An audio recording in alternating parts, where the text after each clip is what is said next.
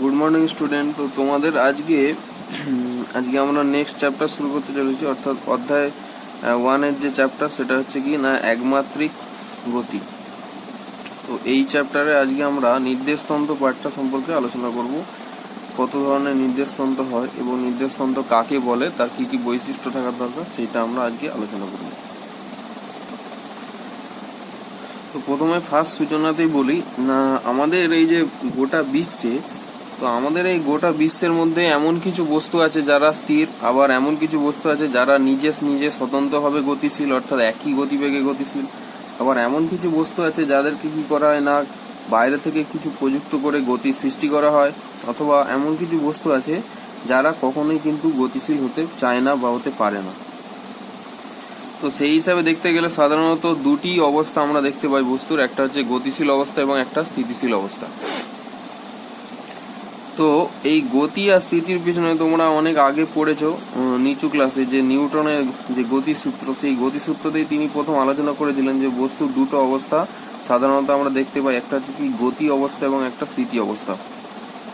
এই গতি অবস্থা এবং স্থিতি অবস্থা অর্থাৎ এক অবস্থা থেকে অন্য অবস্থায় রূপান্তরিত করা যায়, তাহলে করা সম্ভব, কিন্তু সেক্ষেত্রে কি হবে না, সেক্ষেত্রে বাইরে থেকে অনেকগুলো কারণ তার উপর প্রয়োগ করতে হবে। তার মধ্যে একটা কারণ হচ্ছে কি না বল, অর্থাৎ বাইরে থেকে বল হচ্ছে এমন একটা রাশি যা বাইরে থেকে প্রয়োগ করলে কোনো স্থিতিশীল বস্তু গতিশীল হতে পারে অথবা গতিশীল বস্তু স্থিতিশীল হতে পারে। তো এই বলের মান বিভিন্ন হতে পারে, অর্থাৎ বিভিন্ন বস্তুর ক্ষেত্রে বিভিন্ন, বা বিভিন্ন বিজ্ঞানীদের দ্বারা সেই বলের আরো অনেক ব্যাখ্যা দেওয়া হয়েছে। তো সেই বলের মধ্যে কয়েকটা উল্লেখযোগ্য বল হচ্ছে কি, যেমন ক্রিয়া বল, প্রতিক্রিয়া বল, ঘর্ষণ বল, মহাকর্ষ বল, অভিকর্ষ বল, কুলম্ব বল, নিউক্লিয় বল, কোরিওলিস বল ইত্যাদি ইত্যাদি। তো বেশিরভাগ ক্ষেত্রেই বলের প্রধান যে ফোকাস, অর্থাৎ প্রধান যে কাজ হচ্ছে সেটা কি না, কোনো স্থিতিশীল বস্তুকে গতিশীল করা বা কোনো গতিশীল বস্তুকে স্থিতিশীল করা।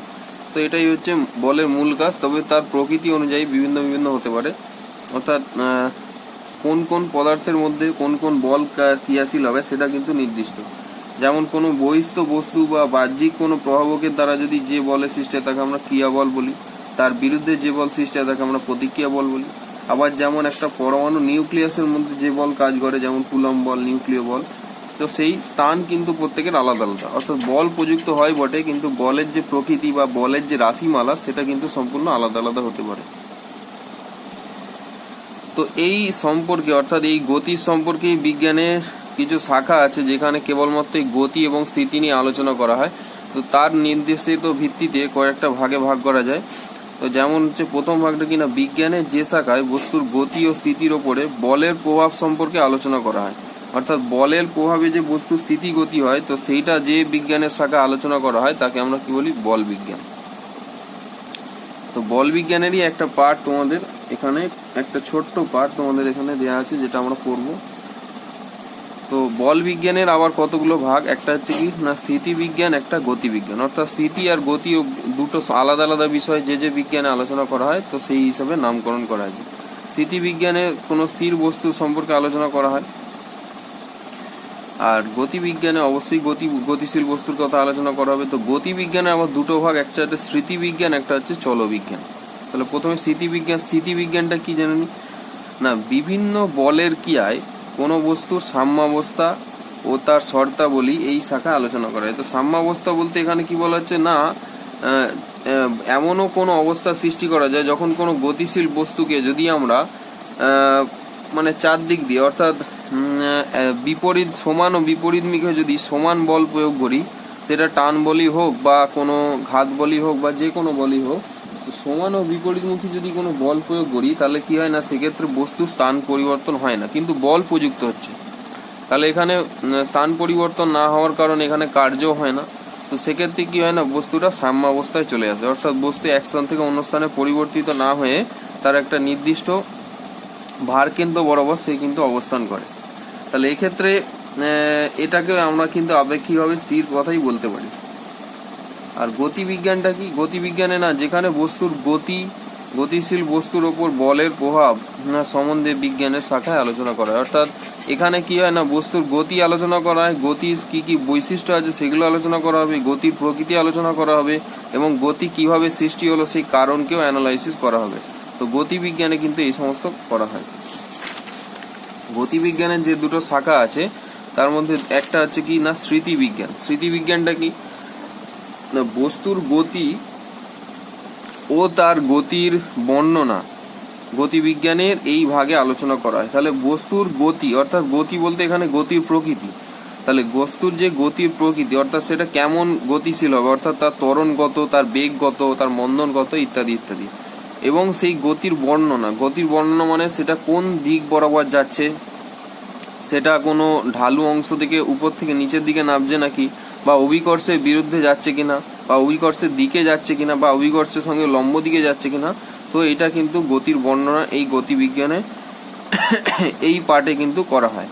তো এই শাখাতে কিন্তু গতির কারণ অনুসন্ধান করা হয় না। তো স্মৃতিবিজ্ঞানের যেটা মূল ডিফেক্ট সেটা হচ্ছে কি না এই শাখাতে, অর্থাৎ স্মৃতিবিজ্ঞানের যে শাখা, এই শাখাতে কিন্তু গতি সম্পর্কে বর্ণনা করা হয়, গতির প্রকৃতি এবং গতির বৈশিষ্ট্য বর্ণনা করা হয়, কিন্তু কখনোই গতির কারণকে অনুসন্ধান করা হয় না, অর্থাৎ কিভাবে বস্তুটা গতিশীল হলো সেই কারণকে কিন্তু কোনোদিনও অনুসন্ধান করা হয় না। চলবিজ্ঞান, তো চলবিজ্ঞান কি না গতিবিজ্ঞানের এই অংশে গতির কারণ অনুসন্ধানের পাশাপাশি গতির আলোচনা ও বিশ্লেষণ করা হয়। তাহলে স্মৃতিবিজ্ঞানে আমরা কি পেলাম না এখানে গতির কারণ অনুসন্ধান করা হয় না। তাহলে কোন বিজ্ঞানে করা হয় না চলবিজ্ঞানে যে অংশে কি হয় না গতি কারণ অনুসন্ধান করা হয় এবং সেই কারণকে কি করা হয় আলোচনা করা হয় এবং বিশ্লেষণ করা হয়। অর্থাৎ কোনো একটি বস্তু গতিশীল হলো কেন, বা যদি গতিশীল হয়ে থাকে তাহলে তার উপর কত বল প্রযুক্ত হয়েছিল, তার জন্য কত গতির সৃষ্টি হয়েছে, বা বস্তুর ভর কত ছিল তার জন্য কত ভরবেগ সে লাভ করেছে। অর্থাৎ এটাকে আবার অন্য একটা রাশি বা অন্য কোনো সমতুল্য বস্তুর সঙ্গে তুলনা করা হয়, যে দুটি বস্তুতে যদি একই বল প্রয়োগ করা হয় তাহলে দুটির যদি কোনো ভর আলাদা করা হয় তাহলে তার গতি কি আলাদা আলাদা হবে। তো এই ধরনের যাচাই করা হয়, অর্থাৎ পুরো সম্পূর্ণ যে গতিটা সেটাকে অ্যানালাইজ করা হয় এবং অন্যর সাথে তুলনা করা হয়। তাহলে সেটা করা হয় কি না সবই চলবিজ্ঞানে। তো মাত্রা বিশ্লেষণের দিক থেকে আবার গতিকে কতগুলি ভাগে ভাগ করা যায়। তো মাত্রা বিশ্লেষণ বলতে এখানে কি বলা হয়েছে না আমাদের এখনো পর্যন্ত আমাদের 3 মাত্রিক তলই আবিষ্কৃত হয়েছে সাধারণভাবে। তো 3 মাত্রিক তল মানে কি না যার একমাত্রিক তল, 2 মাত্রিক তল আর 3 মাত্রিক তল। তো একমাত্রিক তল যার একটা মাত্রিক মাত্রা আছে অর্থাৎ কেবল দৈর্ঘ্য, দ্বিমাত্রিক তল মানে একটা ক্ষেত্রফলকে বোঝায় অর্থাৎ যার দৈর্ঘ্য প্রস্থ আছে, আর ত্রিমাত্রিক তল মানে একটা ঘনাকার অর্থাৎ একটা আয়তন যুক্ত কোনো ঘন বস্তুকে বোঝায় অর্থাৎ যার দৈর্ঘ্য প্রস্থ উচ্চতা তিনটেই মাত্রা আছে। তাহলে এখানে কোনো একটি বস্তুর গতিকে কিন্তু এই 3 ধরনের তল দিয়েই কিন্তু করা যায়, অর্থাৎ 3 ধরনের তল দিয়ে তাকে আলোচনা করা যায় বা তার গতির যে বর্ণনা সেটা কিন্তু করা যায় বা বস্তুর অবস্থান নির্ণয় করা যায় ইত্যাদি ইত্যাদি। তো প্রথম যে তলটা সেটা হচ্ছে কি না একমাত্রিক গতি। তাহলে একমাত্রিক গতি আর হচ্ছে কি এটাকে আমরা কি বলতে পারি সরলরৈখিক গতি, অর্থাৎ যার একটাই মাত্রা থাকবে। তো এই গতিতে কি বলছে না যে গতি যে কোনো নির্দেশ তন্ত্রের সাপেক্ষে একটি নির্দিষ্ট সরল রেখা বরাবর এবং তার সরলরৈখিক গতি বলে। তাহলে এখানে কি বলছে না এই যে সরলরৈখিক যে গতি এটা কিন্তু যে কোনো নির্দেশ তন্ত্রের সাপেক্ষে কিন্তু বিচার করা যায় বা বিশ্লেষণ করা যায়, যেমন একমাত্রিক নির্দেশ তন্ত্র, দ্বিমাত্রিক নির্দেশ তন্ত্র অথবা ত্রিমাত্রিক নির্দেশ তন্ত্র। এছাড়াও বিভিন্ন অন্যান্য নির্দেশ তন্ত্র সাধারণ ছাড়াও সেই নির্দেশ তন্ত্রের সাহায্যেও কিন্তু এই সরলরৈখিক গতিকে সম্পূর্ণভাবে আলোচনা এবং বিশ্লেষণ করা সম্ভব। তো এর উদাহরণ কি হবে, যেমন সরল পথ বরাবর কোনো গাড়ির গতি। তাহলে সরল পথ বরাবর অর্থাৎ সরল রেখা বরাবর কোনো গাড়ির গতিকে আমরা তাহলে সরল পথ বরাবর কোনো গাড়ির গতি বা যে কোনো সরল রেখা বরাবর কোনো বস্তু যদি গতিশীল করা যায়, যেমন একটা ফুটবলে যদি আমরা কিক মারি তাহলে সেটাও যদি সরল রেখা বরাবর যায় তাহলে এক্ষেত্রে আমরা তার গতিকে সরলরৈখিক গতি হলো। তো এই গতিকে মনে রাখতে হবে যে এই গতিকে আমরা 3 ধরনের নির্দেশ তন্ত্রের সাপেক্ষে কিন্তু বিশ্লেষণ করতে পারি, অর্থাৎ এই গতির ব্যাখ্যা করতে পারি বা অবস্থান নির্ণয় করতে পারি। নেক্সট হচ্ছে কি না দ্বিমাত্রিক গতি বা সমতলিক গতি। তাহলে এই দ্বিমাত্রিক বা সমতলিক গতিতে কি হয় না যে গতিতে কেবলমাত্র দ্বিমাত্রিক নির্দেশ তন্ত্র দ্বারা বিচার করা যায়, অর্থাৎ এমন কিছু বস্তুর গতি আছে যেটা দ্বিমাত্রিক তলের মধ্যেই সীমাবদ্ধ, অর্থাৎ কোনো ক্ষেত্রফলের মধ্যে সীমাবদ্ধ, সেটা সমতল হতে পারে বা কোনো গোলীয় তল হতে পারে, তার ক্ষেত্রফল বা পৃষ্ঠতলের ওপর সীমাবদ্ধ থাকে। তো এই গতির ক্ষেত্রে কিন্তু আমরা কেবলমাত্র দ্বিমাত্রিক যে নির্দেশতন্ত্র আছে, তো সেই দ্বিমাত্রিক নির্দেশতন্ত্র বলতে এখানে দৈর্ঘ্য প্রস্থ দ্বারা গঠিত যে নির্দেশতন্ত্র, তো তার সাপেক্ষে আমরা কিন্তু একে বিচার করতে পারি। তো তো যেমন হচ্ছে কি না আবর্ত গতি এবং গ্রহের গতি। তো আবর্ত গতিটা কি? আবর্ত গতি হচ্ছে কোনো বিন্দুর সাপেক্ষে যদি কোনো বস্তু গতিশীল হয়, তো সেই গতিশীল যে অংশটা অর্থাৎ যে মাধ্যমের মধ্যে দিয়ে গতিশীল হবে, তো তাকে যদি আমরা একটা তলের মতো কল্পনা করি, তাহলে সেই তলকে ব্যাখ্যা করতে গেলে আমাদের এখানে যে নির্দেশতন্ত্রটা লাগে সেটা হচ্ছে আমাদের কি না, সেটা আমরা আলোচনা করব। একবার দেখিয়ে দিই আমি এখানে। সেটা হচ্ছে পোলার নির্দেশতন্ত্র। অর্থাৎ এই যে পোলার নির্দেশতন্ত্র আছে, তো এটা হচ্ছে এক ধরনের দ্বিমাত্রিক নির্দেশতন্ত্র। তো এর সাহায্যে কিন্তু আমরা কোনো গতিশীল বস্তু বা কোনো বৃত্তীয় বস্তুতে, অর্থাৎ বৃত্ত পথে গতিশীল কোনো বস্তু, তো সেটা যদি তলের ওপর গতিশীল হয়, তাহলে সেক্ষেত্রে আমরা কি করব না, তাকে এই নির্দেশতন্ত্রের সাহায্যে আমরা কিন্তু ব্যাখ্যা করতে পারবো। নেক্সট হচ্ছে গ্রহের গতি। তাহলে গ্রহের গতিও কিন্তু সিমিলারলি, সূর্যকে যদি আমরা কেন্দ্রবিন্দু ধরে কোনো গ্রহকে যদি একটি বৃত্তাকার পথে ঘোরাই, তাহলে সেই বৃত্ত বরাবর একটা যদি আমরা তল কল্পনা করি, তাহলে সেটা অবশ্যই একটা বৃত্তাকার সমতল হবে।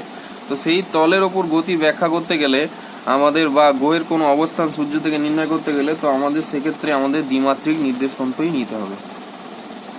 তো এখানে কিন্তু একমাত্রিক বা ত্রিমাত্রিক নির্দেশতন্ত্র কোনোটার সাহায্যে কিন্তু এর গতির ব্যাখ্যা কিন্তু করা যাবে না, কেবলমাত্র দ্বিমাত্রিক নির্দেশতন্ত্রের সাহায্যে।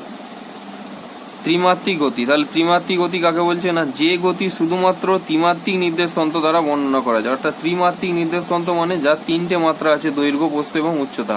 তাহলে এই তিনটে মাত্রা দিয়ে নির্ণয় করা যায়, তিনটে মাত্রা ব্যতীত কিন্তু নির্ণয় করা সম্ভব নয়। তাহলে এই ধরনের নির্দেশতন্ত্রকে দ্বারা যে গতিকে, শুধুমাত্র যে গতিকে ব্যাখ্যা করা যায়, অর্থাৎ আমরা যে আগে যেটা পেলাম যে একমাত্রিক গতির ক্ষেত্রে কিন্তু তিনটে নির্দেশতন্ত্র দিয়ে তাকে ব্যাখ্যা করা যায়। তাহলে যে গতিকে কেবলমাত্র ত্রিমাত্রিক নির্দেশতন্ত্র দিয়ে ব্যাখ্যা করা যায়, তাদের আমরা কি বলবো, ত্রিমাত্রিক গতি। যেমন হচ্ছে কি না কোনো বস্তু সংকিল গতি। তাহলে সংকিল গতি মানে কোনো বস্তু একবার তলে থাকছে, একবার তল ছেড়ে উপরে উঠছে, আবার তলে নামছে, তল ছেড়ে উপরে উঠছে, আবার ঘূর্ণন হচ্ছে। অর্থাৎ কি না একটা মিক্স গতির সৃষ্টি হচ্ছে, যেমন একটা ঘূর্ণন গতি। অর্থাৎ পৃথিবী তার নিজের অক্ষের সাপেক্ষে ঘুরছে, আবার পৃথিবী নাকি সূর্যের চারিদিকে ঘুরছে। তাহলে এই যে টোটাল যে গতিটা, তাহলে এটাতে দু তিন রকমের গতি ব্যাখ্যা করা যায়। তাহলে এই দু তিন রকমের গতি ব্যাখ্যা করতে গেলে আমাদের তিনটে মাত্রার কিন্তু অবশ্যই দরকার হবে। এছাড়াও কি বিমানের গতি। তাহলে বিমানের গতি কিন্তু কখনোই একটা নির্দিষ্ট তল বরাবর হয় না, সেটা তল বরাবর উপর নিচে করতে পারে। অর্থাৎ কি না একটা নির্দিষ্ট তলের বারবার রিপিটেশন হতে পারে। তো সেক্ষেত্রে আমাদের তিন মাত্রার নির্দেশতন্ত্র কিন্তু অবশ্যই লাগবে। স্থিতিগতি। স্থিতিগতি না কি না নিউটনের গতি সংক্রান্ত জাড্য ধর্মের কারণেই কিন্তু প্রথমে আমরা পেয়েছিলাম কি না স্থিতিগতির ধারণা অবতারণা করে। নিউটনের যে জাড্য ধর্মটা কি ছিল না, জাড্য হচ্ছে কোনো একটি বস্তুর এমন একটি নিজস্ব ধর্ম, যে ধর্ম তার প্রকৃতি নির্দেশ করে। অর্থাৎ প্রকৃতি কেমন না, সেই বস্তুটা স্থির থাকবে, নাকি সেই বস্তুটা সরলরেখা বরাবর গতিশীল হবে, নাকি কোনো বাহ্যিক প্রভাবকের দ্বারা গতিশীল হবে। তাহলে সেটা হচ্ছে কেবলমাত্র ওই বস্তু নিজস্ব একটা ধর্ম। তাহলে গতি কাকে বলে না, সময়ের সঙ্গে বস্তুর যদি অবস্থান ক্রমান্বয়ে পরিবর্তিত হতে থাকে। তাহলে এখানে গতি কাকে বলছে, অর্থাৎ বস্তুটা স্থির নয়, তাহলে সময়ের সঙ্গে সঙ্গে তার বাহ্যিক কোনো প্রভাবকের দ্বারা হোক বা কোনো নিজস্ব স্বতন্ত্রভাবে হোক, তার যদি ক্রমান্বয়ে অবস্থান পরিবর্তন হয়, অর্থাৎ আজকে এক অবস্থানে থাকলে কালকে এক অবস্থান বা কিছুক্ষণ পরে তার অবস্থান কি হবে, পরিবর্তন হবে। তাহলে সেই ধরনের বস্তুকে আমরা কি বলবো, গতিশীল বস্তু বলে বিবেচনা করব। তো এক্ষেত্রে নিউটন যে ব্যাখ্যাটা দিয়েছিলেন তা গতি সংক্রান্ত সূত্রে। তো গতির জন্য কি হয়, অর্থাৎ গতি যে ধর্ম, সেই গতির ধর্মকে ব্যাখ্যা করে কি না গতিজাড্য। অর্থাৎ এটা ওই পার্টিকুলার গতিশীল বস্তু নিজস্ব ধর্ম, যেটা কি না তার গতিশীল অবস্থার সৃষ্টি করে তার মধ্যে। এখানে গতি সম্পর্কে বলে রাখি, একটা সাধারণত কোনো স্থির বস্তুর ক্ষেত্রে কিন্তু ঘর্ষণ বল অসীম হয়। তাহলে যখন সেই বস্তুটা তার স্থির অবস্থা থেকে যখন গতিশীল হবে, তাহলে কি হবে না, তার ঘর্ষণ বলের যত পরিমাণ বল তার থেকে বেশি বল তার উপর প্রযুক্ত করলে তবেই কিন্তু সেই বস্তুটা সে তার নিজস্ব যে স্থির অবস্থা সেটাকে কাটিয়ে ওঠে, আবার কি হবে না, সে চলতে শুরু করবে। তাহলে এক্ষেত্রে জাড্য ধর্মটা অবশ্যই কিন্তু গতিশীল বস্তুর ধর্ম, এবং এক্ষেত্রে যে বাহ্যিক প্রভাবকের যে প্রযুক্ত করা হয় বা যে স্বতন্ত্র বল সে নিজের ওপর প্রয়োগ করে, সেটা অবশ্যই কিন্তু তার ঘর্ষণ বল অপেক্ষা বেশি হতে হবে। তাহলে ঘর্ষণ বল যেহেতু প্রতিক্রিয়া বল, সেহেতু এটা কি করে না, বস্তুর কোনো গতিকে বাধা দেয় বা স্থিতিকে বাধা দেয়, অর্থাৎ বস্তুর কোনো অবস্থান পরিবর্তনেই তাকে বাধা দেয়। তাহলে যদি আমরা বস্তুর অবস্থাকে স্থির থেকে গতিশীল করতে যাই, তাহলে সেক্ষেত্রে আমাদের ঘর্ষণ বলের বেশি মান তার উপর প্রয়োগ করতে হবে। স্থিতি, স্থিতি কাকে বলে না সময়ের সঙ্গে সঙ্গে যদি বস্তুর পরিবর্তন না হয়, অর্থাৎ বস্তুর যদি অবস্থান পরিবর্তন না হয় তাহলে আমরা কি বলবো, তাকে স্থিতি। অর্থাৎ আমরা এটাও বলতে পারি যে সময়ের সাপেক্ষে যদি বস্তুর অবস্থানকে পরিবর্তন করতে না পারা যায়, অর্থাৎ বাহ্যিক প্রভাবকের দ্বারাও কিন্তু বস্তুর যদি অবস্থান পরিবর্তন না করতে পারা যায় তাহলে সেক্ষেত্রে সেই বস্তুটাকে আমরা কি বলবো, স্থির বস্তু, এবং ওই ধর্মটাকে আমরা কি বলবো, স্থিতি। তাহলে এই স্থিতি ধর্মের যে সৃষ্টি হয় সেটা হচ্ছে বস্তুর নিজস্ব যে ধর্ম, সেটা হচ্ছে স্থিতিজাড্য। তো এই স্থিতিজাড্যের কারণেই কিন্তু বস্তুতে স্থিতি অবস্থার সঞ্চার ঘটে, অর্থাৎ বস্তুতে ঘর্ষণ বলটা এতটা পরিমাণে বেশি যে বাহ্যিক কোনো বল প্রযুক্ত করেই কিন্তু বস্তুকে তার অবস্থার পরিবর্তন ঘটানো সম্ভব নয়। যেমন হচ্ছে কোনো নিষ্প্রাণ বস্তুকে বিনা বাধায় স্থির থাকে, অর্থাৎ গতিশীল বস্তু যে কোনো হতে পারে, চলন্ত গাড়ি, উড়ন্ত যে কোনো জিনিস, অর্থাৎ উড়ন্ত বস্তু, ঘূর্ণায়মান বস্তু বা বৃত্তপথে ঘূর্ণায়মান কোনো বস্তু বা চলমান কোনো বস্তু যে কোনো হতে পারে। কিন্তু স্থিতি হচ্ছে কি না যে বস্তুর কেবলমাত্র একই অবস্থানে বছরের পর বছর স্থির থাকে। অথবা স্থিতি আরেকটাকে বলা যায় যেটা হচ্ছে কি না আদর্শ, সেটা আপেক্ষিক স্থিতি অবশ্যই। এটা যেমন পরম স্থিতির কথা বলা হচ্ছে, তো সেটা আপেক্ষিক স্থিতি কি না কোনো বস্তু যদি চিরকাল একই সরলরেখা বরাবর একটি নির্দিষ্ট দিকে গতিশীল হয়, অর্থাৎ না সেটা আপেক্ষিক স্থিতি কেন বলা হচ্ছে না তার গতির কোনো পরিবর্তন হচ্ছে না, অর্থাৎ তার অবস্থার পরিবর্তন হলেও তার গতির কিন্তু পরিবর্তন হচ্ছে না, তাহলে সেইটাকে কিন্তু আমরা সাধারণত গতির মধ্যে ফেলবো না, সেটা একটা আপেক্ষিক গতি বলে আমরা ধরে নেব। যেমন হচ্ছে কি না পৃথিবী হচ্ছে সূর্যের চারিদিকে ঘুরছে, তাহলে তার যে এই যে গতিটা সেটা হচ্ছে কি না একটা আপেক্ষিক গতি, অর্থাৎ আপাতভাবে কিন্তু তার অবস্থান পরিবর্তন হচ্ছে কিন্তু তার গতির কোনো পরিবর্তন হচ্ছে না, অর্থাৎ সে চিরকালই তার একই গতিতে, একই দিকে এবং একই পথে কিন্তু ভ্রাম্যমান। নেক্সট যে দুটো পয়েন্ট ব্যাখ্যা করা আছে সেটা হচ্ছে কি না চরম বা পরম স্থিতি আর চরম বা পরম গতি। তাহলে এক্ষুনি যেটা বলছিলাম এখানে দুটো, এই স্থিতি গতি আলোচনা করতে গেলে এখানে দুটো কথা অলরেডি আসবে, একটা হচ্ছে কি না আপেক্ষিক, একটা হচ্ছে চরম বা পরম। তাহলে আপেক্ষিক মানে হচ্ছে অন্যের সাপেক্ষে, অর্থাৎ আপেক্ষিক মানে সবসময় কিন্তু আনুপাতিক হারে বা অন্যের সাপেক্ষে তুলনা করে কোনো একটা রাশিকে যখন আমরা নির্ণয় করি। আর চরম বা পরম মানে হচ্ছে তার নিজস্ব, অর্থাৎ তার নিজস্বতা নিয়েই সে আছে, তাকে অন্য কোনো রাশির সাথে বা অন্য কোনো ধর্মের সাথে তুলনা করার কোনো আবশ্যকতা নেই। তাহলে এখানে চরম স্থিতি আর চরম গতি, তাহলে প্রথমে বলে রাখি যে চরম স্থিতি আর চরম গতি পৃথিবীর মধ্যে কোথাও সম্ভব নয়, এমনকি পৃথিবীর বাইরে কোনো মহাবিশ্বেও কিন্তু সম্ভব নয়। তার কারণটা কি না, প্রথমে আমরা পৃথিবী দিয়ে ব্যাখ্যা করি। না পৃথিবীতে সাধারণত যেসব বস্তু আমরা দেখি স্থির থাকা অবস্থাতে, অর্থাৎ এটা স্থিতির ব্যাখ্যাতে আমরা বলছি না, যেটা আমরা কি বলছি না প্রথমে যদি আমরা দেখি যে পৃথিবীতে আমরা দেখি প্রায় পৃথিবীতে প্রত্যেকটা বস্তুই স্থির থাকে, আবার কোনো কোনো বস্তু গতিশীল হয়, তাহলে আমরা যে বস্তুগুলোকে স্থির থাকতে দেখি তারা কিন্তু আপেক্ষিকভাবে স্থির, অর্থাৎ আমার সাপেক্ষে স্থির, বা বলা যায় যে পৃথিবীর সাপেক্ষে স্থির। কিন্তু যদি আমরা একটু বিস্তৃতভাবে ভাবি যে পৃথিবী তো তার নিজের অক্ষের সাপেক্ষে গতিশীল এবং পৃথিবী ক্রমান্বয়ে তার সূর্যের চারিদিকে বৃত্তপথে ঘূর্ণায়মান, তো পৃথিবী যদি আমরা এটাকে চরম স্থিতি ভাবি তাহলে কিন্তু এই চরম স্থিতিটা ওই বস্তুর ক্ষেত্রে প্রযোজ্য নয়, কারণ যেহেতু পৃথিবী সূর্যের চারিদিকে ঘূর্ণায়মান এবং পৃথিবী তার নিজের অক্ষের চারিদিকে ঘূর্ণায়মান, সেহেতু পৃথিবীতে অবস্থিত ক্ষুদ্র কণাও কিন্তু তার সঙ্গেই গতিশীল। তাহলে পৃথিবীর সঙ্গে যেহেতু গতিশীল সেই জন্য আপেক্ষিকভাবে এটাকে স্থির দেখলেও কিন্তু এটা সাধারণত ভাবে কিন্তু এটা স্থির নয়, অর্থাৎ এটা যেহেতু পৃথিবীর সঙ্গে গতিশীল তার মানে এর একটা নির্দিষ্ট গতি আছে।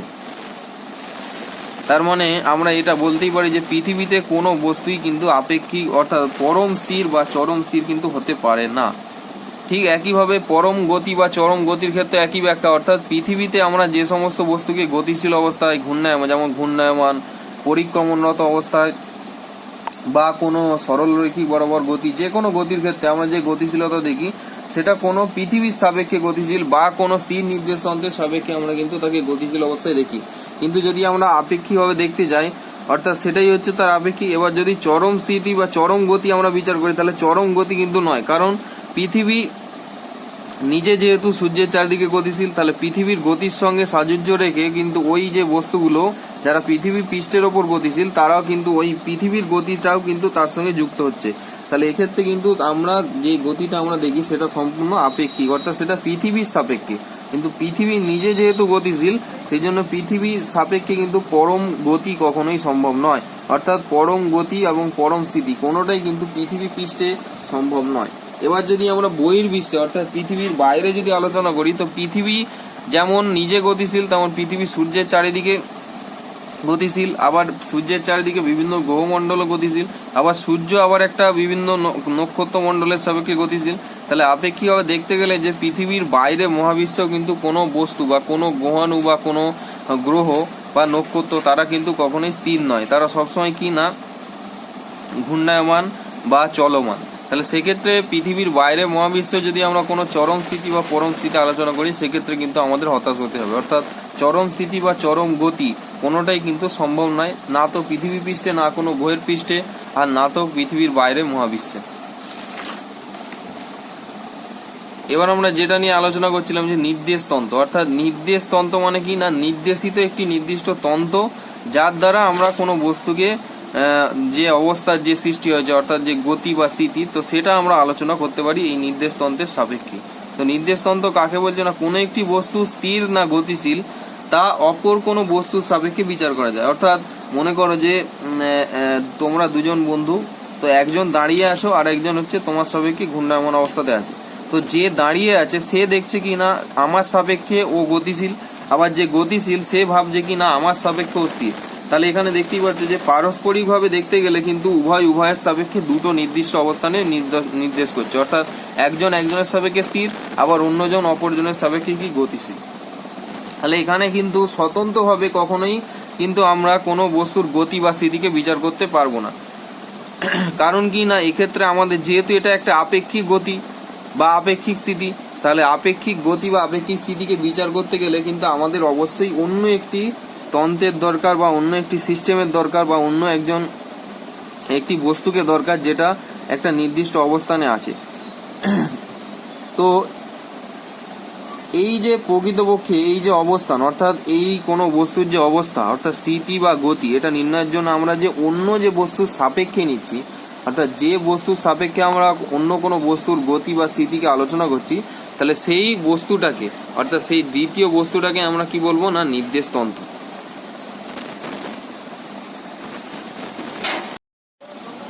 তো এই প্রেক্ষাপট থেকে আমরা কি জানলাম না নির্দেশ তন্ত্র তাহলে কাকে বলে না কোনো বস্তুর অবস্থান নির্ণয় করা হয় পারিপার্শ্বিক অন্য কোনো বস্তুর সাপেক্ষে বা বস্তু সামগ্রীর সাপেক্ষে, অর্থাৎ যেটাকে আমরা কোনো সিস্টেমও ধরতে পারি। তাহলে ওই বস্তু বা বস্তু সামগ্রীকে আমরা কি বলছি নির্দেশ তন্ত্র। অর্থাৎ যে বস্তু বা বস্তু সামগ্রীর সাপেক্ষে অন্য কোনো বস্তুর গতি বা স্থিতিকে বিচার করা হচ্ছে, অবশ্যই সেটা আপেক্ষিক, তাহলে তাকে আমরা কি বলছি নির্দেশ তন্ত্র। তো যেহেতু পৃথিবীতে অবস্থিত সমস্ত বস্তু পৃথিবীর সাপেক্ষে গতিশীল বা স্থিতিশীল, তাহলে পৃথিবীকেই ধরা হবে, পৃথিবীর মধ্যে পৃথিবী হচ্ছে নির্দেশতন্ত্র যার সাপেক্ষে কোনো বস্তুর আপেক্ষিক গতি বা স্থিতিকে বিচার করা হবে। পৃথিবীর বাইরে যদি আমরা ধরি সৌরমণ্ডলের ক্ষেত্রে, সেখানে সূর্যের সাপেক্ষে অন্যান্য গ্রহগুলোর গতি নির্ণয় করা হয়, তাহলে সেখানে সূর্য হচ্ছে নির্দেশতন্ত্র হিসাবে কাজ করে। তো এরকম কয়েকটি নির্দেশতন্ত্র আমাদের বাস্তবে যেটা আছে, যেটা আমাদের পদার্থবিদ্যায় কাজে লাগে বা গণিতের ক্ষেত্রেও কাজে লাগে। তো তাদের মধ্যে তিনটে হচ্ছে কি কার্টেসীয় নির্দেশতন্ত্র, পোলার নির্দেশতন্ত্র এবং গোলীয় নির্দেশতন্ত্র। তাহলে কার্টেসীয় নির্দেশতন্ত্র হচ্ছে সরল রৈখিক গতিকে ইন্ডিকেট করে।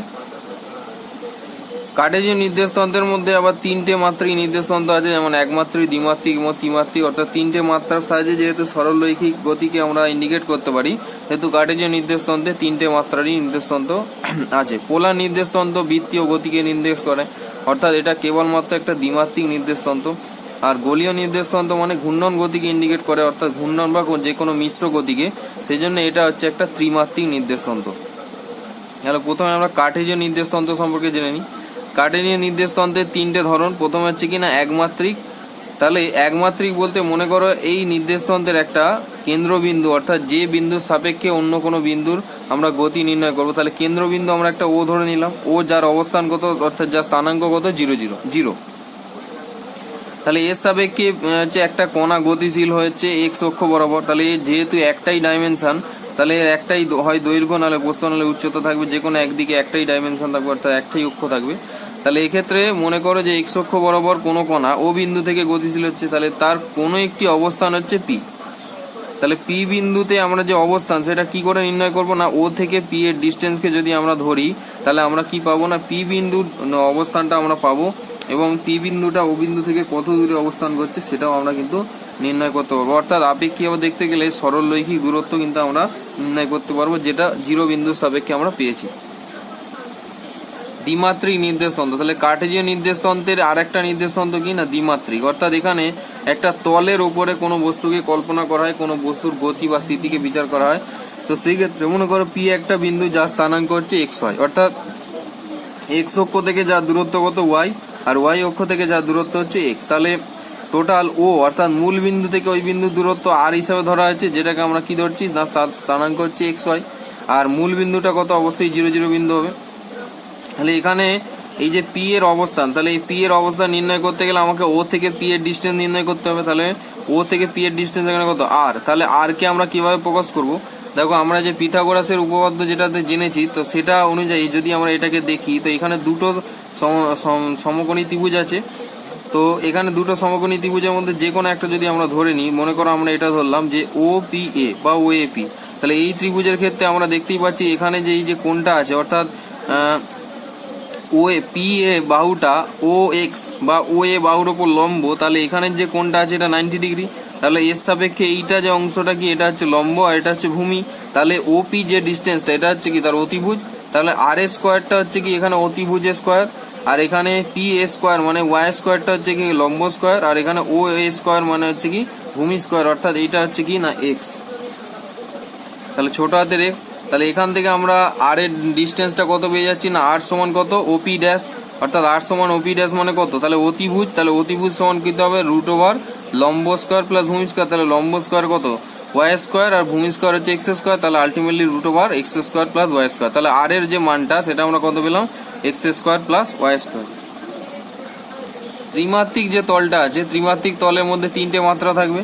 তাহলে এখানে 3টে অক্ষ থাকবে, তাহলে এক্স অক্ষ, ওয়াই অক্ষ এবং জেড অক্ষ। তাহলে এখানে ধরে নাও যে কোনো একটা বিন্দু পি যার অবস্থান কোথায় না, যার স্থানাঙ্ক হচ্ছে মূল বিন্দু থেকে এক্স ওয়াই জেড, অর্থাৎ মূল বিন্দু থেকে যেমন ওয়াই অক্ষ থেকে কত দূরে আছে এক্স দূরত্বে আছে, আবার জেড অক্ষ থেকে ওয়াই দূরত্বে আছে, আবার এক্স অক্ষ থেকে জেড দূরত্বে আছে। তাহলে এইভাবে আমরা কিন্তু 3টে দূরত্বকে মেজার করব এই পি বিন্দুর সাপেক্ষে, অর্থাৎ এই পি বিন্দুটা আমাদের 3টে অক্ষ থেকে সমান দূরত্বে আছে কিনা সেটা আমরা দেখে নেবো, বা কত কত দূরত্বে আছে। তাহলে সেটাকে যাচাই করতে গেলে আমাদের পি বিন্দুকে প্রথমে আগে একটা আপেক্ষিক অবস্থান নিতে হবে, অর্থাৎ যেহেতু পি বিন্দুটা কোনো তলের ওপর নেই, তাহলে পি বিন্দুকে আগে প্রথমে যে কোনো দুটো এর দ্বারা, অর্থাৎ যে কোনো দুটো অক্ষের দ্বারা সৃষ্ট কোনো একটি তলের ওপর তার একটা কাল্পনিক অভিক্ষেপ নিতে হবে।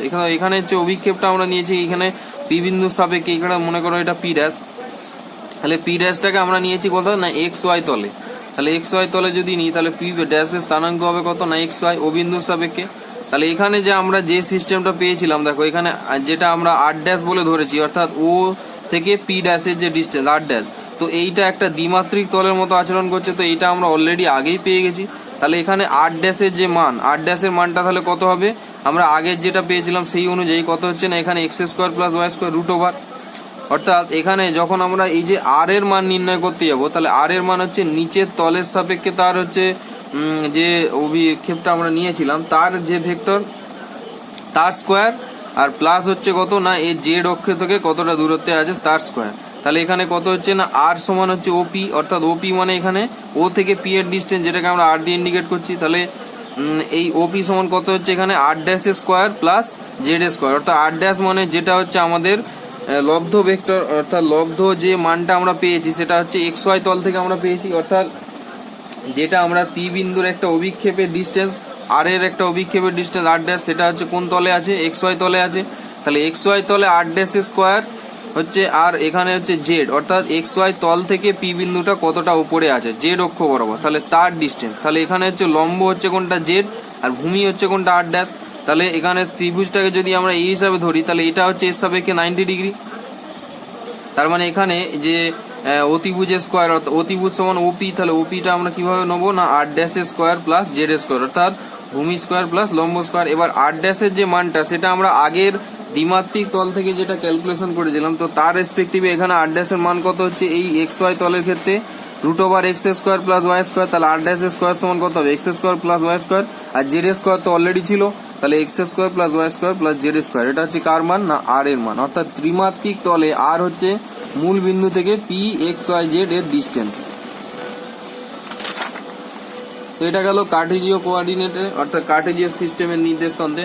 তো এরপরে যেটা আছে সেটা হচ্ছে পোলার নির্দেশতন্ত্র। তাহলে পোলার নির্দেশতন্ত্রে প্রথমেই আমরা যখন আলোচনা করেছি পোলার নির্দেশতন্ত্রে কি বলছিল না পোলার নির্দেশতন্ত্র হচ্ছে কোনো একটি বস্তু একটি তলের ওপর ঘূর্ণনকে বিচার করে, অর্থাৎ এটা একটা দ্বিমাত্রিক নির্দেশতন্ত্র। তো এটা একটা কোনো বস্তুর গোলীয় আবর্তনকে নির্দেশ করে, অর্থাৎ একটা বিন্দুর সাপেক্ষে এটা ঘূর্ণনশীলত অবস্থাতে আছে এরকম। তো কোনো একটা কোণ একটা দ্বিমাত্রিক নির্দেশতন্ত্রের সাপেক্ষে বৃত্তাকার পথে ঘুরলে তার কৌণিক সরণ কত হয় থিটা। তাহলে এখানে থিটা হচ্ছে কৌণিক সরণ ধরে নেওয়া আছে, আর কত ডিস্টেন্সে আছে সেটা হচ্ছে আর দিয়ে ইন্ডিকেট করা হয়েছে আগেরটারই মতো। তাহলে এখানে এই পোলার নির্দেশতন্ত্রে পি এর যে স্থানাঙ্ক হবে সেটা হচ্ছে কত না আর আর থিটা। তাহলে আর থিটা কেন না আর হচ্ছে তার ডিস্টেন্স অর্থাৎ সরলরৈখিক ডিস্টেন্স, আর পি থিটা হচ্ছে তার কৌণিক সরণ বা কৌণিক দূরত্ব। তাহলে দুটোর মধ্যে এখানে এই হিসাবে আমরা এখানে স্থানাঙ্ক নির্ণয় করব। তো এইটাকে আবার এই পোলার নির্দেশতন্ত্রকে আমরা কার্টেজীয় নির্দেশতন্ত্রের সাপেক্ষে তুলনা করতে পারি। তো যদি আমরা তুলনা করি এখানে দেখো তোমরা যে ত্রিকোণমিতির ফর্মুলা থেকে পেয়েছিলে যে আমরা সাইন কোসাইন বা ট্যান যেটা পেয়েছিলাম, তো সাইন মানে হচ্ছে লম্ব বাই অতিভুজ, কস মানে হচ্ছে ভূমি বাই অতিভুজ। তাহলে এখানে যদি আমরা আটটাকে অতিভুজ হিসাবে ধরি তাহলে এখানে লম্ব হচ্ছে কোনটা, এই যে এটা হচ্ছে মূল বিন্দু ও হচ্ছে 0 0। তাহলে ও থেকে এখানে মনে করে এ একটা বিন্দু নিলাম, তাহলে ও থেকে এ হচ্ছে কি না ভূমি। তাহলে ভূমিটাকে যদি আমি নির্ণয় করতে যাই তাহলে ভূমি বাই অতিভুজ কোনটা হবে, তাহলে ও এ বাই আর। তাহলে ও এ বাই আর মানে কত হবে কস থিটা। তাহলে কস থিটা যদি আমার হয় ও এ বাই আর, তাহলে আমার ও এটা সমান কত হবে, ও এ সমান হবে কত আর কস থিটা। সিমিলারলি একইভাবে আমার এখানে যেটা লম্ব আছে সেটা হচ্ছে কত এপি। তাহলে লম্ব হচ্ছে কি এপি বাই এখানে আর, অর্থাৎ অতিভুজ মানে এখানে আর। তাহলে এখানে এটা কার মানকে ইন্ডিকেট করে, এটা হচ্ছে সাইন থিটা, অর্থাৎ সাইন থিটা মানে হচ্ছে কি লম্ব বাই অতিভুজ। তাহলে এখানে শুধুমাত্র এপির মান অর্থাৎ শুধুমাত্র লম্বটার মান কত হবে, তাহলে এখানে না আর ইন্টু সাইন থিটা। তাহলে এখানে আমরা যে দুটো মানকে রিপ্লেস করলাম, অর্থাৎ যেটা আমরা কার্টেজীয় কোঅর্ডিনেটে কি ধরেছিলাম না এক্স বরাবর এক্স ছোট হাতের এক্স আর ওয়াই বরাবর ওয়াই, সেটা এখানে পোলার কোঅর্ডিনেটে হয়ে যাচ্ছে কি না এখানে এক্স এর জায়গায় কত হয়ে যাচ্ছে আর কস থিটা, আর ওয়াই এর জায়গায় কত হয়ে যাচ্ছে আর সাইন থিটা। তাহলে এই মানকে আমরা সিম্পল করবো বসাবো। তাহলে এখানে আমরা কি জানি না ত্রিকোণমিতির সূত্র অনুযায়ী sign square theta plus cos square theta সমান কত হয় 1 হয়।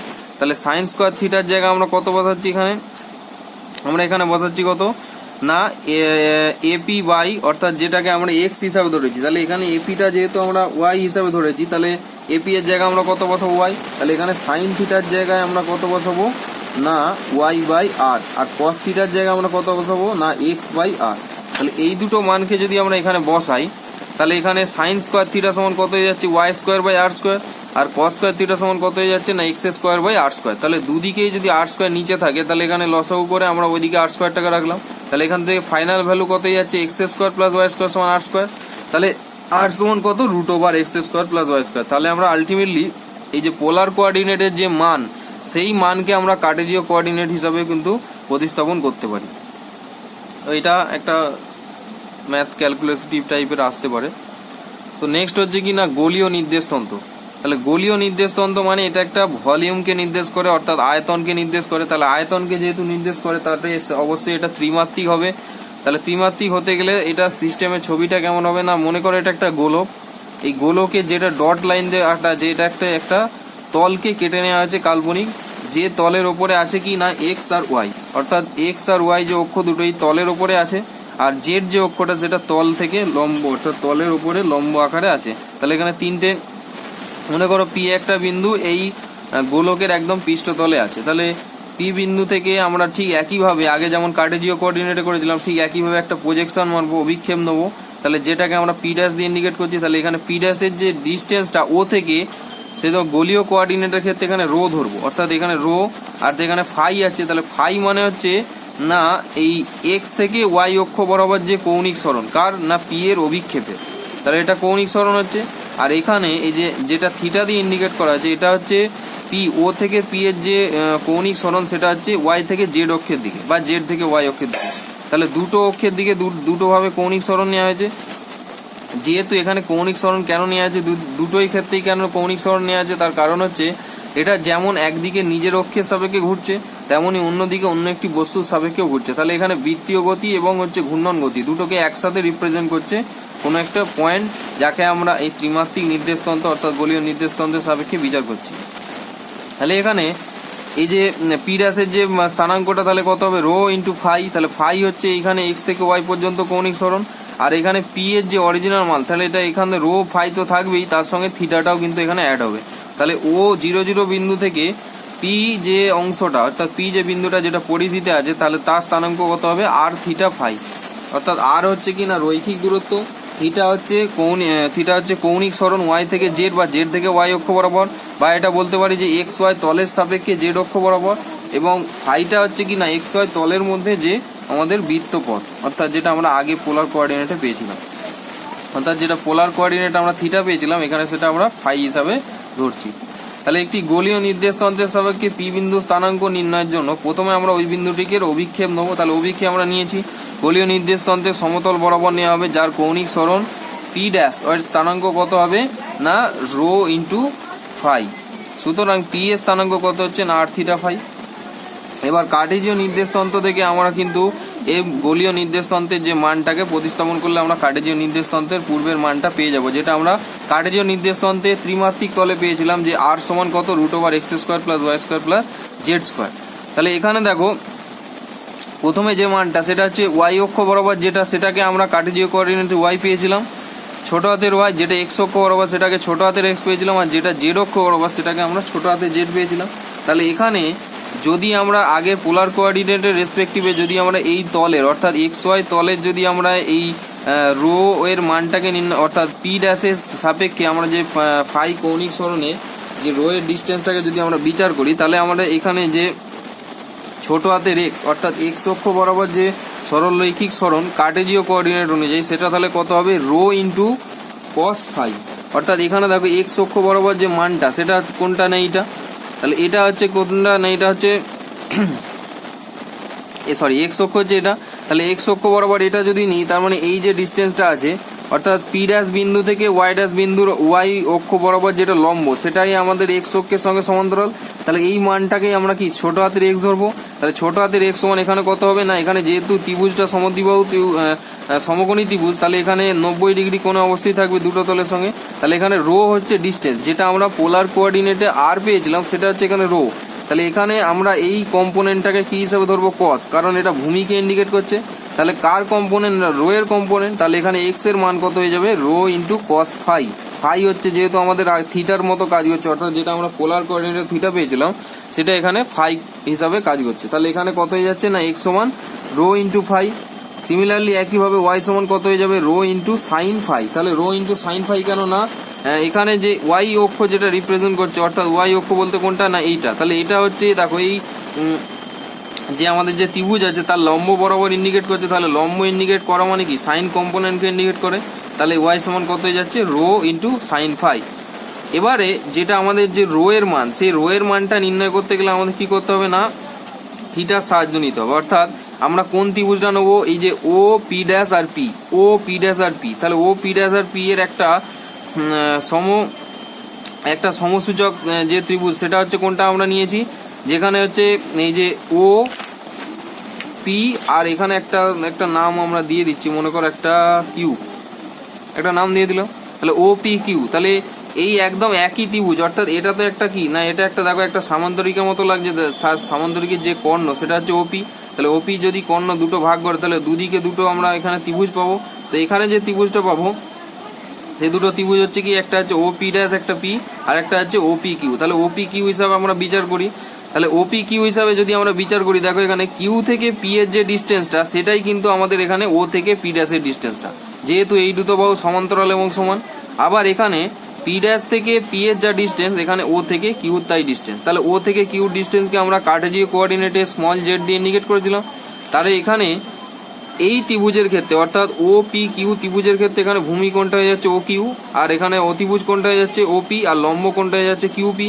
তার মানে এখানে কিউপিটাকে আমরা কি দিয়ে ইন্ডিকেট করব না যেটা আমরা রো দিয়ে ইন্ডিকেট করেছিলাম সেটা হচ্ছে এখানে কিউপি হয়ে যাবে, আর এখানে হচ্ছে এটা স্মল জেড হয়ে যাবে। তাহলে স্মল জেডের যে মানটা সেটা কত হবে আর হচ্ছে অভিলম্ব, আর হচ্ছে এইটা স্মল জেডটা কোনটা না ও কিউ বরাবর, অর্থাৎ এই ত্রিভুজের ভূমিকে ইন্ডিকেট করছে। তার মানে এটা কি কম্পোনেন্ট হবে থিটার কস কম্পোনেন্ট। তাহলে এখানে কার কম্পোনেন্ট আর এর কম্পোনেন্ট, তাহলে এখানে জেড সমান কত হয়ে যাচ্ছে না আর কস থিটা।